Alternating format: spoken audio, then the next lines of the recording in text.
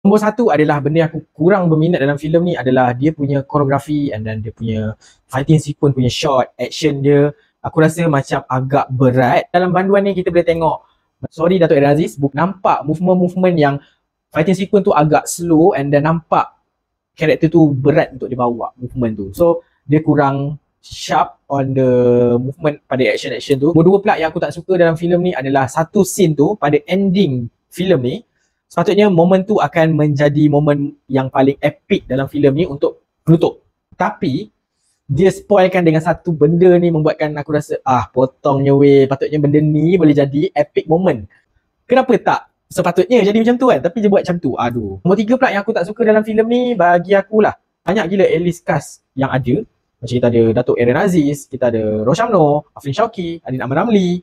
So this lakonan untuk dalam filem banduan ni aku rasa pihak director dia tak gunakan diorang ni sepenuhnya kau. So sayang sebab dia tak push all the cast ni untuk push to the limit tau. Sebab diorang ni A-list cast. So orang akan tengok filem ni sebabkan this actor. Sayang sebab director tak push to the limit untuk karakter-karakter ni, untuk pelakon-pelakon ni.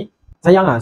Satu lagi which is dia punya audio dan editing. So aku tak tahu yang audio ni time ada satu scene tu macam tembak-menembak, langgar-langgar. So audio dia terlalu kuat menyebabkan bila orang bercakap tu kita tak dengar apa yang orang cakap tu. So aku tak tahulah itu daripada pihak sinema ke atau daripada pihak movie tu sendiri yang ada masalah audio. And then ada lagi satu, editing. So editing ni aku boleh cakap macam ada suddenly cut-cut yang tak sepatutnya. So macam orang tu tengah bercakap tak habis dialog lagi dia dah potong. Aku rasa macam movie ni tak siap edit lagi kan.